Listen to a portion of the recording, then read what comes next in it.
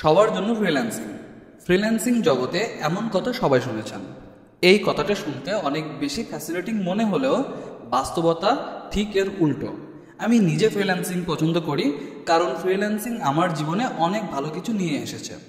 আমার এই ছোট্ট জীবনে ফ্রিল্যান্সিংয়ের মাধ্যমে আমি যা অর্জন করেছি, অন্য যে কোনো পেশা বেছে নিলে এই অবস্থা অর্জনে আমার এখনও হয়তো 6 থেকে 7 বছর অপেক্ষা করতে হতো।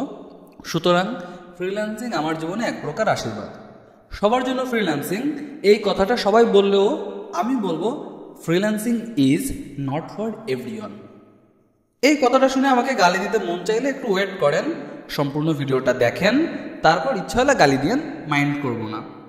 ক্রিকেট, যে কেউ চাইলে ক্রিকেট খেলতে পারে, সবার জন্য ক্রিকেট। কিন্তু সবাই কি জাতীয় দলের একজন নিয়মিত ভালো ক্রিকেটার হতে পারে? যারা ফ্রিল্যান্সিং করতে যাচ্ছেন তাদের উচিত অন্তত 5টি বিষয়ে স্পষ্ট ধারণা রাখা। এই পয়েন্টগুলো যদি আপনার জন্য কোনো সমস্যার কারণ না হয়ে থাকে, তাহলে আপনি অবশ্যই ফ্রিল্যান্সিংয়ে আসবেন।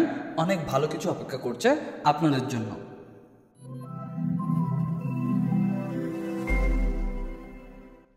Number 1, you have to learn regularly. ধরুন আপনি ব্যাংকে জব করেন, সেক্ষেত্রে আপনাকে নিয়মিত একই কাজ করতে হয়। যেহেতু নিয়মিত একই কাজ করতে হয়, তাই নতুন কিছু শেখার দরকার পড়ে না। কিন্তু ডিজিটাল ওয়ার্ল্ডে সব কিছুই নিয়মিত পরিবর্তন হয় এবং যুগের সাথে তাল মিলিয়ে চলতে গেলে আপনাকেও নিয়মিত নতুন কিছু শিখতে হবে। যদি আপনি নিয়মিত নতুন কিছু না শিখেন, তাহলে কিন্তু এই সেক্টরে সার্ভাইভ করতে পারবেন না। কিন্তু আমাদের অনেকেরই নতুন কিছু শেখা নিয়ে অ্যালার্জি রয়েছে এবং অনেকে তো কোনো কিছু না শিখেই ফ্রিল্যান্সিং করে উপার্জন করতে চায়। আপনারও যদি এমন মানসিকতা থেকে থাকে, আপনার যদি নতুন কিছু শেখার প্রতি অনীহা থেকে থাকে, তাহলে ফ্রিল্যান্সিং সেক্টরে আসাটা খুব একটা বুদ্ধিমানের কাজ হবে না। আর কাজের প্রয়োজনে নতুন কিছু শিখতে আপনি যদি সদা প্রস্তুত থাকেন, তাহলে এই সেক্টরে আপনাকে স্বাগতম। Number 2, investment. আমাদের দেশের মানুষ ফ্রিল্যান্সিং নিয়ে কথা বলার সময় অনেক ব্যাপার সামনে তুলে ধরেন, কিন্তু ইনভেস্টমেন্ট নিয়ে কথা বলেন খুব কম মানুষ। ফ্রিল্যান্সিংয়ের ক্ষেত্রে সবথেকে বড় ইনভেস্টমেন্ট হচ্ছে সময়। কাজ শিখতে যেমন আপনাকে সময় দিতে হবে, একইভাবে কাজ পাবার ক্ষেত্রেও আপনাকে সময় দিতে হবে অবশ্যই। কিন্তু অনেকেই আছেন যারা রাতারাতি ফ্রিল্যান্সিং করে অনেক ভালো কিছু করার স্বপ্ন দেখেন। হ্যাঁ, এটা সম্ভব, স্বপ্নে, বাস্তবে নয়। বাস্তবে ভালো কিছু করতে চাইলে আপনাকে এই সেক্টরে সময় দিতে হবে। পাশাপাশি খরচের একটা ব্যাপার রয়েছে। প্রাথমিকভাবে ল্যাপটপ বা ডেস্কটপ যেটাই হোক না কেন, একটা কম্পিউটার তো লাগবেই। এছাড়া মাসিক ইন্টারনেট বিল রয়েছে। পাশাপাশি আপনি যদি কোনো কোর্স করেন, তাহলে সেই কোর্সেরও একটা খরচ রয়েছে। অনেকেই কোর্স না কিনে ফ্রি রিসোর্স দেখে শেখার চেষ্টা করেন। এক্ষেত্রে সময় তুলনামূলক বেশি লাগবে, সেটাই স্বাভাবিক। ভালো হয় আপনি যদি দুইটাই করেন, অর্থাৎ ফ্রি রিসোর্স থেকেও শিখছেন, পাশাপাশি একজন ভালো মেন্টরের কাছ থেকেও শিখছেন। কারণ একজন ভালো মেন্টর আপনাকে প্রপার গাইডলাইন দিতে পারবেন এবং ফ্রি রিসোর্সের মাধ্যমে আপনি আপনার দক্ষতাকে অনন্য উচ্চতায় নিয়ে যেতে পারবেন। Number 3, self discipline is a must. আপনি যখন একটি প্রতিষ্ঠানে চাকরি করেন, তখন আপনি তাদের নিয়মগুলো মানতে বাধ্য। আপনি সময় মতো অফিসে যান, নির্দিষ্ট সময় কাজ করেন, একইভাবে তাদের সিলেক্ট করার সময় ব্রেক নিয়ে থাকেন। এতে করে অটোমেটিক্যালি আপনার কাজের একটি প্যাটার্ন তৈরি হয়ে যায় এবং আপনি সেটি ফলো করেন। কিন্তু আপনি যখন ফ্রিল্যান্সিং করছেন, তখন কোনো কিছুই বাধ্যতামূলক নয়।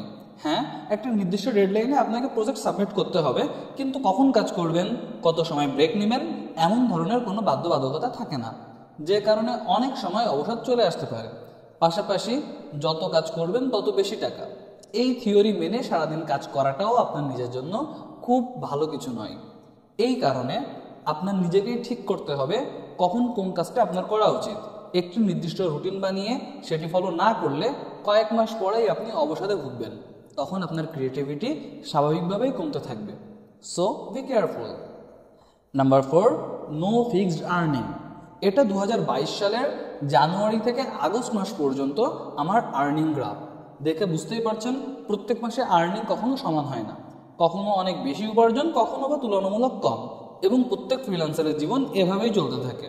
আপনি কখনোই জানেন না এই মাসে আপনি কত উপার্জন করতে চলেছেন, কিংবা সামনের মাসে আপনি কত উপার্জন করবেন। কিন্তু চাকরির ক্ষেত্রে আপনার স্যালারি ফিক্সড, মাস শেষে আপনি একটা ফিক্সড অ্যামাউন্ট অবশ্যই পাবেন। আপনি যদি ফিক্সড স্যালারিকে বেটার মনে করেন, তাহলে ফ্রিল্যান্সিং আপনার জন্য খুব একটা ভালো চয়েস হবে না। কারণ এখানে আপনি এই মাসে 1 লাখ উপার্জন করবেন, তো পরের মাসে হয়তো 40,000।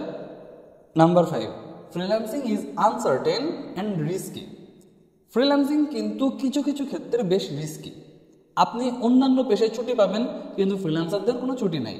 আপনাকে স্বাভাবিক দিনেও কাজ করতে হবে, ঈদ পূজার দিনেও কাজ করতে হবে, কারণ কাজ করলেই টাকা পাবেন, আর না করলে পাবেন না। তাই যদি অসুস্থ হয়ে পড়েন তাহলে কিন্তু আপনার আর্নিং বন্ধ হয়ে যাবে, যেটা অন্যান্য চাকরির ক্ষেত্রে হয় না।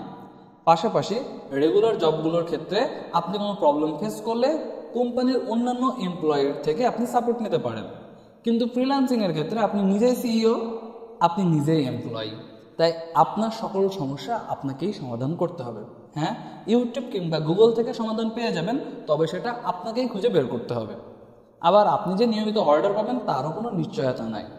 আপনি যখন একটা স্টেবল পজিশনে চলে যাবেন তখন খুব একটা বেশি সমস্যা হয় না, কিন্তু স্টেবল পজিশনে যাওয়ার আগের কয়েক বছর আপনাকে এভাবেই স্ট্রাগল করতে হবে। একটা ভালো পজিশনে চলে যাওয়ার পর আমাদের দেশের প্রেক্ষাপটে অন্যান্য চাকরি থেকে আপনি অনেক ভালো আর্নিং করতে পারবেন এই ফ্রিল্যান্সিং পেশা থেকে। কিন্তু বেশিরভাগ সবাই সেই ভালো পজিশনে পৌঁছানোর আগেই ঝরে পড়ে। এই কারণে বলা যেতে পারে ফ্রিল্যান্সিং ধৈর্যবানদের পেশা। মনে রাখবেন, জার্নিটা কঠিন কিন্তু অসম্ভব নয়। এছাড়া আর একটা ব্যাপার একটু জানিয়ে রাখি, বাংলাদেশে এখনও সেইভাবে ফ্রিল্যান্সারদেরকে মূল্যায়ন করা হয় না। আপনার চারপাশে অনেক মানুষ পাবেন যারা এ সম্পর্কে ঠিক জানেই না। সুতরাং মানুষকে আপনার পেশা সম্পর্কে বোঝাতে অনেক সময় বিড়ম্বনায় পড়তে হতে পারে, তবে এটা আসলে আহামরি কোনো সমস্যার ব্যাপার না। যখন ভালো আর্নিং করবেন তখন দেখবেন বেশিরভাগ সবাই আপনাকে যথেষ্ট রেসপেক্ট দিচ্ছে। তো এই ছিল আজকের ভিডিও।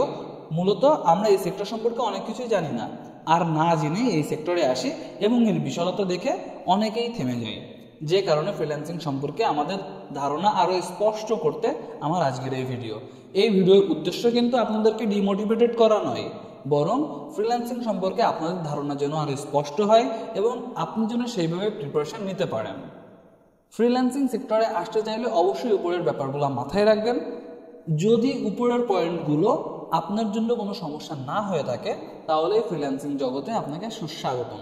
খুব শীঘ্রই আমরা আপনার মতো একজন দক্ষ ফ্রিল্যান্সার পেতে চলেছি।